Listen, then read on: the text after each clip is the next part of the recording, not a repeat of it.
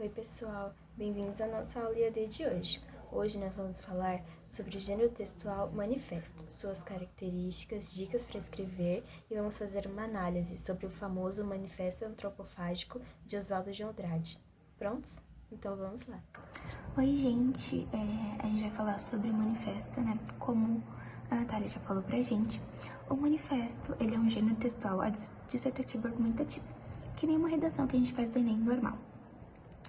O manifesto, ele tem como objetivo de expressar o ponto de vista de um indivíduo ou de um grupo. Esse grupo pode ser político, cultural, social ou até mesmo religioso.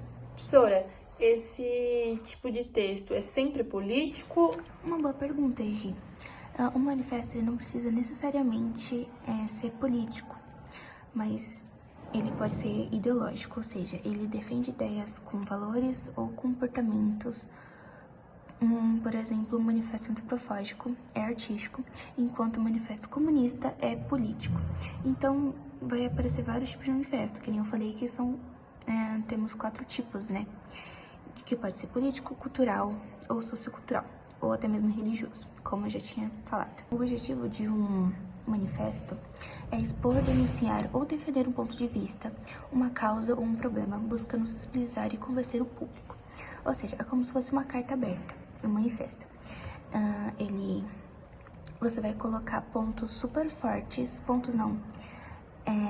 artigos ou pesquisa super fortes para poder deixar mais forte o seu argumento, para você conseguir convencer uma pessoa de que o que você está defendendo, ela também tem que defender, sabe? É isso. E professora, como a gente escreve um texto assim? Ótima, Bia. Umas dicas para você poder escrever certinho o manifesto é escolher uma causa ou ideia central. Use linguagem direta, forte e persuasiva. Prefira frases curtas e de efeito. Use verbos do imperativo como lutemos ou reagimos. Valorize o uso de pronomes inclusivos como nós e nosso. E termine com uma chamada de ação. E o que tem a ver aquele texto que a senhora passou pra gente com o manifesto? Uma pergunta, Bia. Como que a gente vai escrever um manifesto? Como eu já falei, ele é um texto dissertativo. Então, que nem a redação do Enem.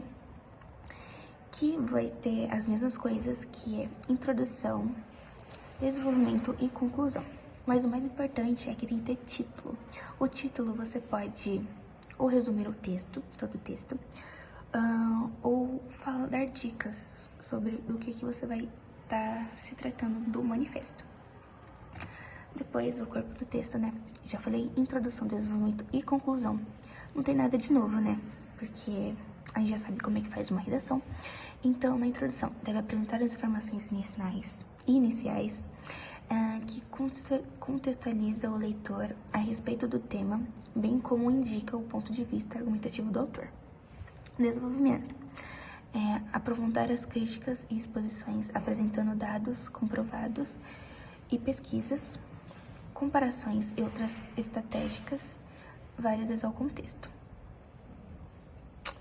E a conclusão, que você pode promover, né, uma solução, ou dar dicas, ou possíveis soluções, cobrança de medidas.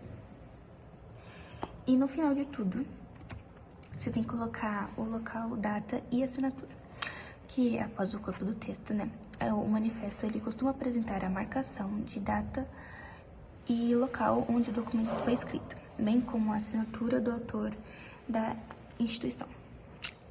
Geralmente você pode escrever mais de uma pessoa, então no final você coloca a assinatura de todos os autores e da instituição que você acabou escrevendo. O vídeo que eu mandei pra vocês foi um manifesto antropofágico de Oswald de Andrade, de 1928. Só a antropofagia nos une, socialmente, economicamente e filosoficamente. Aqui temos frases curtas, ritmadas e impactantes. Há uma crítica ao modelo europeu e a valorização do Brasil autêntico e criativo. Na frase, contra todas as catequeses, ela mostra a postura revolucionária e contestadora. Vamos fazer uma análise Só a antropofagia nos une e to be or not to be, that is the question. Essa frase usa ironia e paradoxo para provocar reflexão e questionar os padrões europeus. Uso de pontuação intensa com frases curtas e exclamativas que reforçam o tom energético e combativo do manifesto. Temos a Revolução Caraibá, Filhos do Sol e Mãe dos Viventes. Essas imagens e expressões resgatam a figura do índio como símbolo de liberdade e originalidade, uma marca forte no projeto antropofágico.